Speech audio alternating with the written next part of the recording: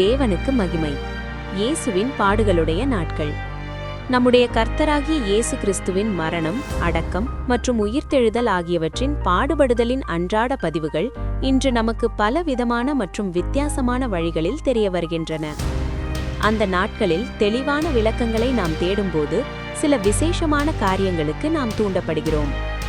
அதற்கு முன்பாக இஸ்ரவேலின் சில தேதி மற்றும் நேர அட்டவணைகளுக்கு நாம் கவனம் செலுத்த வேண்டும்.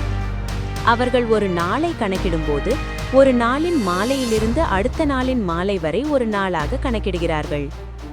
புளிப்பில்லாத அப்பம் புசிக்கும் நாட்களை குறித்து அவர்கள் சொல்லும்போது முதல் மாதத்தின் 14ஆம் நாளின் சாயங்காலம் தொடங்கி 21ஆம் நாளின் சாயங்காலம் வரைக்கும் 7 நாட்களாய் எண்ணினார்கள். இந்த நாட்கள் தேவனுடைய ஏற்பாட்டின்படி கணக்கிடப்படுகின்றன.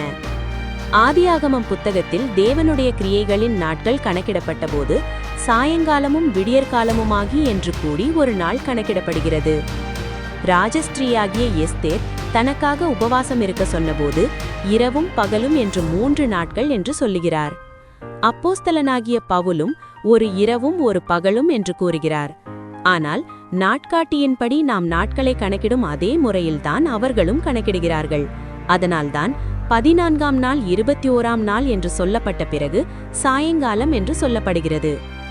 ஓய்வு நாளை கடைபிடிப்பதற்காக 7ஆம் மாதத்தின் 10ஆம் நாள் பாவ நிவாரண நாளாக இருக்க வேண்டும். ஆனால் நாம் ஓய்வு நாளின் கால அட்டவணையை கூறும்போது அந்த மாதத்தின் 9ஆம் நாள் சாயங்காலம் துவக்கி மறுநாள் சாயங்காலம் மட்டும் உள்ள ஓய்வு நாளை ஆசரிக்க வேண்டும். இதை புரிந்து கொள்ள நாம் மற்றொரு விஷயத்தை கருத்தில் கொள்வோம். பூமியின் இருதயத்தில் இயேசு 3 நாட்கள் இருந்த அனுபவத்தை யோனாவின் அனுபவத்தோடு ஒப்பிட்டு கூறும்போது 3 இரவும் 3 பகலும் என்று சொல்லப்பட்டுள்ளது. நாம் வழக்கமாக சொல்வது போல் பகலும் இரவும் அல்ல, இரவும் பகலும் ஆகும். இருப்பினும் பரிசேயர்களும் பிரதான ஆசாரியர்களும் இந்த விஷயத்தை பிலாத்துவிடம் சொன்னபோது 3 நாட்கள் என்று சொன்னார்கள். எனவே இந்த விஷயம் நமது ஆய்வில் மிகவும் முக்கியமானது. நேரத்தை கருத்தில் கொள்ளும்போது அவர்களுடைய ஒரு பகல் என்பது காலை 6 மணி முதல் மாலை 6 மணி வரை ஆகும். அவர்களை பொறுத்தவரை பகலின் விடியற்காலை என்பது அவர்களுடைய முதல் மணி நேரமாகும். அவர்களை பொறுத்தவரை நமது மாலை 6 மணி என்பது 12ஆம் மணி நேரம் ஆகும். ஒரு நாள் வேலைக்கு பிறகு அவர்கள் 12 மணிக்கு மேல் தங்கள் கூலியை பெறுகிறார்கள். 11ஆம் மணி நேரத்தில் வருபவர்கள் 1 மணி நேரம் மட்டுமே வேலை செய்து 12ஆம் மணிக்கு மேல் தங்கள் கூலியை பெறுகிறார்கள். நாமும் இந்த நேர அட்டவணையில் கவனம் செலுத்த வேண்டும். தொடர்ந்து நாம் கருத்தில் கொள்ள வேண்டிய மற்றொரு விஷயம் இஸ்ரவேலரின் ஓய்வு நாளை ஆசரிப்பதை பற்றியாகும். தேவன் 7ஆம் நாளை ஆசீர்வதித்து அதை பரிசுத்தப்படுத்தினார். ஏனென்றால் அவர் 6 நாட்களில் சிருஷ்டிப்பின் வேலையை முடித்து 7ஆம் நாளில் நிறைவேற்றி ஓய்ந்திருந்தார். தேவன் இஸ்ரவேலருக்கு 10 கட்டளைகளை கொடுத்தபோது அவர் 7ஆம் நாளை இளைப்பாறுதலுக்கான ஓய்வு நாளாக ஆக்கினார். எனவே வாரத்தின் கடைசி நாளாகிய 7ஆம் நாளான சனிக்கிழமை இஸ்ரவேலர் ஓய்வு நாளாக ஆசரித்தனர். மேலும் பண்டிகை நாட்களோடு சேர்ந்து வழக்கமான வேலைகள் எதுவும் செய்யப்படக்கூடாமல் பரிசுத்த நாளாக ஆசரிக்க வேண்டிய நாட்களை ஒழுங்குபடுத்தினர். பாஸ்கா பண்டிகை, வாரங்களின் பண்டிகையின் முதற்கனிகளை செலுத்தும் பண்டிகை நாள் மற்றும் எக்கால மோதும் நாளுடன் தொடர்புடைய பரிசுத்த சபையாரும் கூடும் நாட்களும் அவர்களுக்கு கொடுக்கப்பட்டன. அத்தகைய நாட்களில் அவர்கள் எந்த ஒரு சாதாரண வேலையையும் செய்யக்கூடாது. இந்த நாட்கள் ஓய்வு நாட்கள் என்றும் அழைக்கப்படுகின்றன. மேலும் இந்த நாட்களை சாதாரண ஓய்வு நாட்களிலிருந்து வேறுபடுத்தி காட்டுவதற்காக அவை பெரிய ஓய்வு நாட்கள் என்றும் அழைக்கப்படுகின்றன. மேலும் நாம் பார்த்தால் முதல் மாதத்தின் 15ஆம் மற்றும் 21ஆம் நாட்களும் 7ஆம் மாதத்தின் முதல் நாள் 10ஆம் நாள் மற்றும் 15ஆம் நாட்களும் மற்றும் வேறு சில நாட்களும் ஓய்வு நாட்கள் என்று அழைக்கப்படுகின்றன என்று சொல்லப்படுகிறது. இந்த நாட்கள் சனிக்கிழமைகளில் மட்டுமே வராததால் மற்ற நாட்களும் இஸ்ரவேலருக்கு ஓய்வு நாட்களாக வருகின்றன.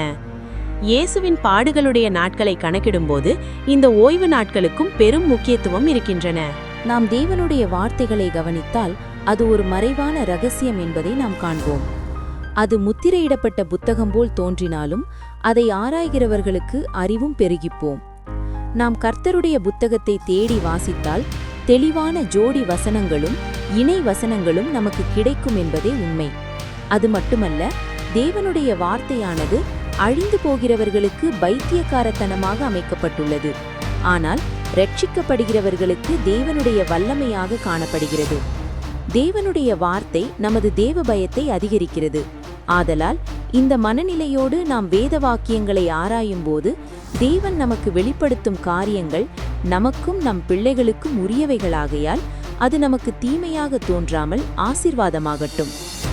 உதாரணமாக மத்தேயு மற்றும் லூக்கா சுவிசேஷங்களிலும் மற்ற பகுதிகளிலும் இயேசுவும் தேவதூதர்களும் அப்போஸ்தலர்களும் இயேசு 3ஆம் நாளில் உயிர்த்தெழுவார் என்று கூறுகிறார்கள்.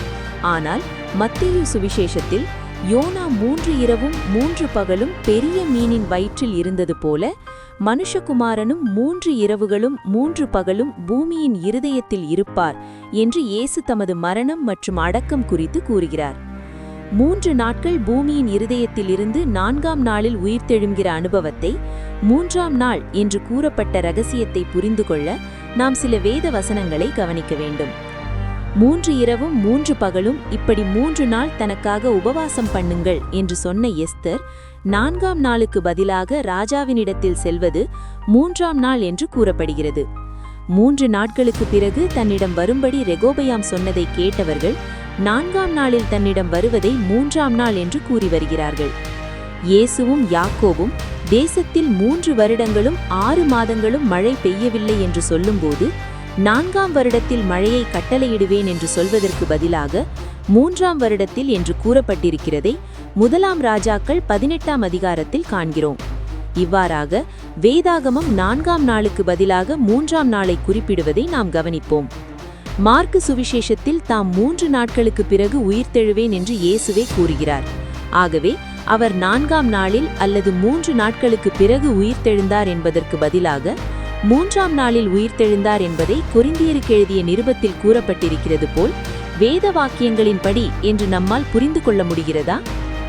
மத்தேயு சுவிசேஷத்தின் 26ஆம் அதிகாரத்தில் 2 நாட்களுக்கு பிறகு வரும் பஸ்கா பண்டிகை நாளில் தாம் சிலுவையில் அறையப்படுவதற்காக ஒப்புக்கொடுக்கப்படுவேன் என்று இயேசு கூறுகிறார். மார்க்கு சுவிசேஷத்தின் 14ஆம் அதிகாரமும் பஸ்கா பண்டிகைக்கு முந்தைய 2 நாட்களை பற்றி குறிப்பிடுகிறது. லூக்கா சுவிசேஷம் 22ஆம் அதிகாரத்திலும் புளிப்பில்லாத அப்ப பண்டிகையாகிய பஸ்கா பண்டிகை சமீபமாயிருந்தது என்று கூறப்பட்டிருக்கிறது. இந்த பஸ்கா பண்டிகைக்கு முன்பாக இயேசு இவ்வுலகை விட்டு போகும்படியான தம்முடைய வேளை வந்தது என்று அறிந்த இயேசு தம் சீடர்களின் பாதங்களை கழுவி அவர்களுடன் கடைசி போஜனம் புசித்தார். இது பஸ்கா பண்டிகைக்கு முன்பாக நடந்தபடியாலும் மற்ற சுவிசேஷங்களில் 2 நாட்கள் குறிப்பிடப்பட்டிருப்பதை காண்பதாலும் இயேசு கடைசி போஜனத்தை புசித்தது இந்த பஸ்கா பண்டிகைக்கு முந்தைய 2 நாட்களில் முதல் நாளில் ஆகும். அந்த நாளில்தான் பிரதான ஆசாரியர்களும் வேத சாஸ்திரிகளும் இயேசுவை கொல்ல ஆலோசனை செய்தார்கள். அந்த நாளில்தான் யூதாஸ் இயேசுவை காட்டிக் கொடுப்பதாக வாக்குறுதி அளித்து பணத்தையும் பெற்றுக்கொண்டான். அந்த கடைசி போஜனத்தின் போதுதான் இயேசுவை காட்டிக் கொடுக்கும்படி சாத்தான் யூதாஸின் இருதயத்தில் தூண்டினான் என்று நாம் வாசிக்கிறோம். மத்தேயு, மார்க்கு, லூக்கா ஆகிய சுவிசேஷங்களில் பஸ்கா ஆட்டுக்குட்டியை பலியிடும் நாளாகிய புளிப்பில்லாத அப்பம் சாப்பிடுகிற முதலாம் நாளில் இயேசு கடைசி போஜனத்தை புசித்தார் என்று காணலாம். ஆனால் அது பஸ்காவிற்கு முன்பு நடந்தது என்று அப்போஸ்தலனாகிய யோவான் கூறுகிறார். மேலும் இயேசுவை பிலாத்தின் அரமனைக்கு கொண்டு வரும்பொழுது தீட்டுப்படாமல் பஸ்காவை புசிக்கத்தக்கதாக பிரதான ஆசாரியர்களும் வேத சாஸ்திரிகளும் அரமனைக்குள் பிரவேசியாதிருந்தார்கள் என்று காண்கிறோம். பஸ்காவை ஆயத்தம் செய்யும் நாளில் ஏறக்குறைய 6ஆம் மணி நேரத்தில் இயேசு விசாரிக்கப்பட்டு நியாயம் தீர்க்கப்பட்டது என்று சொல்லப்படுகிறது. எனவே இயேசு பஸ்கா நாளன்று கடைசி போஜனத்தை புசிக்கவில்லை, மாறாக அதற்கு 2 நாட்களுக்கு முன்பு புசித்தார். இயேசு பஸ்கா நாளன்றே பஸ்காவை ஆசாரித்திருந்தால் அவர் அன்று இரவு கைது செய்யப்பட்டு மறுநாள் சிலுவையில் அறையப்பட்டார் என்று நாம் கூறினால் அது ஒரு ஓய்வு நாள் அல்லவா? பஸ்காவை ஆயத்தம் செய்யும் நாளில் இயேசு விசாரிக்கப்பட்டார். அது ஏறக்குறைய 6ஆம் மணி நேரமாக இருந்தது. இயேசு 3ஆம் மணி நேரத்தில் சிலுவையில் அறையப்பட்டார் என்று சொல்லப்படுகிறது. எனவே இயேசு பஸ்காவின் 3ஆம் மணி நேரத்தில், அதாவது ஆயத்த நாளுக்கு அடுத்த நாள் சிலுவையில் அறையப்பட்டார். 6ஆம் மணி நேரம் முதல் 9ஆம் மணி நேரம் வரை பூமி எங்கும் அந்தகாரம் சூழ்ந்திருந்தது. 9ஆம் மணியில் இயேசு மரித்தார். சுருக்கமாக இயேசுவின் அந்த நாட்களை நாம் கவனித்தால் சில விஷயங்களை தெளிவாக புரிந்து கொள்ள முடியும். பஸ்கா பண்டிகைக்கு 2 நாட்களுக்கு முன்பு திங்கட்கிழமை காலையில் பிரதான ஆசாரியர்கள் இயேசுவை கொல்ல ஆலோசனை செய்கிறார்கள்.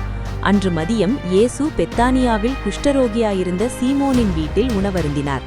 அந்த நேரத்தில்தான் சீடர்கள் உணவை தயாரிப்பதற்காக நகரத்திற்குள் சென்றிருக்கலாம். அன்றுதான் யூதாஸ் இயேசுவை காட்டிக் கொடுப்பதாக வாக்குறுதியளித்து பணத்தையும் பெற்றுக்கொள்கிறான். அன்று சாயங்காலம் இயேசு தம் சீடர்களுடன் கடைசி போஜனத்தை புசித்தார். அந்த நாளில்தான் இயேசு ராபோஜன பந்தியை நிலைநாட்டினர். அது பஸ்காவின் நாளில் அல்ல, ஆனால் அது பஸ்காவின் பூர்த்தியாகும். பின்பு இயேசு தம் சீடர்களுடன் ஒலிவமலையிலுள்ள கெத்சமனை தோட்டத்திற்கு சென்றார். இயேசு அடிக்கடி தம் சீடர்களுடன் அங்கு போயிருந்தபடியினால் யூதாசும் அந்த இடத்தை நன்கு அறிந்திருந்தான். இயேசு தோட்டத்திற்கு வந்த பின்பு அன்று இரவு யூதாஸ் போர்ச்சேவகர்களுடன் வந்தான். மேலும் அன்று இரவு இயேசுவி நிமித்தம் எல்லாரும் இடரலடைவார்கள் என்று இயேசு கூறினார். இயேசுவை கைது செய்ய வந்தவர்கள் தீப்பந்தங்களுடன் வந்தனர். எனவே இயேசு திங்கட்கிழமை இரவு கைது செய்யப்பட்டார் என்பதை நாம் காண்கிறோம். திங்கட்கிழமை இரவு இயேசு கைது செய்யப்பட்டு முதலில் அன்னாவிடம் கொண்டு செல்லப்படுகிறார். அன்னா இயேசுவை விசாரித்த பிறகு அவரை பிரதான ஆசாரியனாகிய காய்பாவினிடத்திற்கு அனுப்புகிறார். அன்றிரவு காய்பாவும் சனாகிரின் சங்கத்தினரும் இயேசுவை விசாரிக்கிறார்கள். ஆலோசனை சங்கத்தின் இந்த விசாரணை விடியற்காலையில் நடந்ததாக லூக்காவின் சுவிசேஷம் மட்டுமே கூறுகிறது. விசாரணைக்கு பிறகு சங்கத்தினரும் சேவகர்களும் இயேசுவை துன்புறுத்தவும் பரிகசிக்கவும் தொடங்குகிறார்கள். அந்த இரவில் இயேசு சேவகர்களால் அடிக்கப்பட்டும் பரிகசிக்கப்பட்டும் காய்பாவின் அரண்மனையில் கழிக்கிறார். 2ஆம் நாளான செவ்வாய்க்கிழமை அதிகாலை 1ஆம் மணி நேரத்திலே அவர்கள் இயேசுவை பிலாத்துவின் அரண்மனைக்கு கொண்டு செல்கிறார்கள். பிலாத்து தனது முதல் விசாரணையின் போது இயேசு ஒரு கலிலேயர் என்பதை அறிந்து அவரை ஏரோதிடம் அனுப்புகிறான். ஏரோது இயேசுவை விசாரித்து அவரிடம் எந்த குற்றத்தையும் காணாததால் அவரை மீண்டும் பிலாத்துவிடம் அனுப்புகிறான். மீண்டும் பிலாத்து பிரதான ஆசாரியர்களையும் அதிகாரிகளையும் ஜனங்களையும் கூடி வரச் செய்து தனது விசாரணையை தொடர்கிறான். பின்னர் அவன் இயேசுவை விசாரணை செய்ய அரண்மனைக்குள் நுழைந்தான். பின்பு பிலாத்து இயேசுவை வாரினால் அடிப்பித்தான். அவன் இயேசுவை பரிகாச பொருளாக்கி மக்களுக்கு முன்பாக வெளியே கொண்டு வருகிறான். இயேசு அரண்மனைக்கு கொண்டு செல்லப்பட்டிருந்ததால் அவன் மீண்டும் உள்ளே சென்று இயேசுவிடம் பேசுகிறான். மீண்டும் அவன் இயேசுவை வெளியே கபத்தா என்ற இடத்தில் பிலாத்துவின் நியாயாசனத்திற்கு கொண்டு வந்து சிலுவையில் அறையப்படுவதற்காக அவரை ஒப்படைத்தான். காலை 1ஆம் மணி நேரத்தில் தொடங்கிய அந்த விசாரணை 6ஆம் மணி நேரம் வரை தொடர்ந்தது. நம்முடைய நேரம்படி காலை 6 மணிக்கு தொடங்கிய அந்த விசாரணை பிற்பகல் 12 மணி வரை தொடர்ந்தது. 6ஆம் மணி நேரத்தில் இயேசு சிலுவையில் அறையப்பட தீர்ப்பிடப்பட்ட போது இயேசுவை வாரினால் அடித்த பின்பு அவரை சிலுவையில் அறைய வேண்டும் என்றுதான் தீர்ப்பிடப்பட்டது. எனவே 6ஆம் மணி நேரத்திற்கு பிறகு இயேசுவை போர்ச்சேவகர் தேசாதிபதியின் அரண்மனையிலே கொண்டு போய் அவரை வாரினால் அடிப்பித்து சிவப்பான மேலங்கியை அவருக்கு உடுத்தி முள்முடியை பின்னி அவருக்கு சூட்டி பரியாசம் பண்ணினார்கள். கோலால் அவர் சிரசின் முள்முடியில் அடித்தார்கள். 3ஆம் மணி நேரத்தில், அதாவது நமது நேரம் காலை 9 மணிக்கு இயேசு சிலுவையில் அறையப்பட்டார் என்று சொல்லப்பட்டிருக்கிறது. எனவே இயேசு சிலுவையில் அறையப்பட்டது அன்று அல்ல என்பதை நாம் புரிந்து கொள்ளலாம். ஒருவேளை மதியானத்திற்கு பிறகு தண்டனையை நிறைவேற்றுவது தகுதியற்றதாக இருந்தபடியால் இயேசு அந்த இரவை போர்ச்சேவகர்களின் கட்டுப்பாட்டில் அரண்மனையில் கழிக்கிறார். புதன்கிழமை அதிகாலையில் இயேசுவை சிலுவையில் அறைவதற்காக கபாலஸ்தலம் என்று அர்த்தம் கொள்ளும் கோல்குத்தாவுக்கு அவர்கள் சென்றார்கள். ஒருவேளை நீண்ட பயணத்தின் காரணமாகவோ அல்லது இயேசு களைப்பாக இருந்ததாலோ சீமோன் இயேசுவினுடைய சிலுவையை சுமக்க வைக்கப்பட்டார். இயேசு புதன்கிழமையன்று பஸ்கா பண்டிகை நாளில் சிலுவையில் அறையப்பட்டார். ஏறக்குறைய 6ஆம் மணி நேரமான பொழுது சூரியன் இருளடைந்தபடியால் 9ஆம் மணி நேரம் வரைக்கும் பூமி எங்கும் அந்தகாரம் உண்டாயிற்று. 3ஆம் மணி நேரத்தில் சிலுவையில் அறையப்பட்ட இயேசு 9ஆம் மணி நேரத்தில் மரித்தார். நமது நேரத்தில் அவர் காலை 9 மணிக்கு சிலுவையில் அறையப்பட்டார். நண்பகல் 12 மணிக்கு சூரியன் இருண்டது. அது 3 மணி வரை தொடர்ந்து இயேசு பிற்பகல் 3 மணிக்கு மரித்தார். பின்பு அவர்களுடைய நேரம்படி 9ஆம் மணி நேரத்திற்கு பிறகு இயேசுவின் மரணத்திற்கு பின்பு யூதர்களின் வேண்டுகோளின்படி படைவீரர்கள் வந்து இயேசுவின் விலாவை ஈட்டியால் குத்தி மற்ற இருவரின் கால்களையும் முறித்தார்கள். இவ்வாறு 9ஆம் மணி நேரம் முதல் 12ஆம் மணி நேரம் வரை, அதாவது பகலுக்கு பிறகு சாயங்காலம் வரை இயேசு சிலுவையில் கிடந்தார். பஸ்கா பண்டிகை நாளில் பஸ்கா ஆட்டுக்குட்டி சாயங்காலத்தில் பலியிடப்படுகிறது. நமது பஸ்கா ஆட்டுக்குட்டியான இயேசுவும் பஸ்கா பண்டிகை நாளான புதன்கிழமையன்று கொல்லப்பட்டு சாயங்காலம் வரை சிலுவையில் இருந்தார். சாயங்காலமான போது அரிமத்தியா ஊரானாகிய யோசேப்பும் நிக்கோதேமுவும் இயேசுவை ஒரு கல்லறையில் அடக்கம் செய்தனர். இயேசு மரித்த நாள் ஓய்வு நாளுக்கான ஆயத்த நாளாகவும் இருந்தது. பஸ்கா நாள் முதல் மாதத்தின் 14ஆம் நாள் சாயங்காலத்தில் முடிவடைந்தது. அன்று சாயங்காலத்தில் பஸ்கா ஆசரிப்பார்கள். அந்த 14ஆம் நாள் சாயங்காலம் தொடங்கி 15ஆம் நாள் சாயங்காலம் வரை பரிசுத்த சபை கூடுதலின் ஓய்வு நாளாகும். இயேசு மரித்த நாள் பஸ்கா பண்டிகையின் நாளாக மட்டுமல்லாமல் தொடர்ந்து வரும் புளிப்பில்லாத அப்பத்தின் முதலாம் நாளாகிய பெரிய ஓய்வு நாளுக்கான ஆயத்த நாளாகவும் இருந்தது.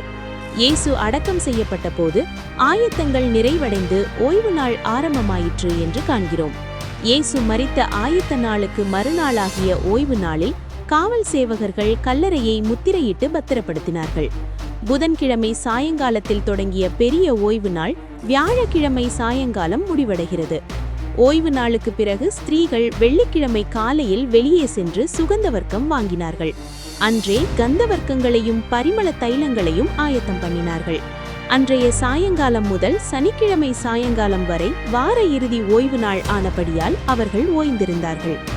ஓய்வு நாள் முடிந்து வாலத்தின் முதலாம் நாள் விடிந்து வருகையில் ஸ்திரீகள் கல்லறைக்கு வந்தபோது கல்லறை திறந்திருந்தது. ஸ்திரீகள் வந்த பிறகு பூமி எதிர்ச்சி உண்டானது என்றும் ஒரு தூதர் வந்து கல்லை புரட்டி தள்ளினான் என்றும் மத்தேயுவின் சுவிசேஷத்தில் மட்டுமே கூறுகிறது. இயேசு அங்கே இல்லை, உயிர்த்தெழுந்து விட்டார் என்று தேவதூதன் கூறினார். அங்கே அந்த வேளையில் இயேசுவின் உயிர்த்தெழுதல் காணப்படவில்லை. எல்லா சுவிசேஷங்களிலும் இயேசு உயிர்த்தெழுந்தார் என்று குறிப்பிடப்பட்டிருந்தாலும் அது எப்பொழுது என்று தெளிவாக கூறப்படவில்லை.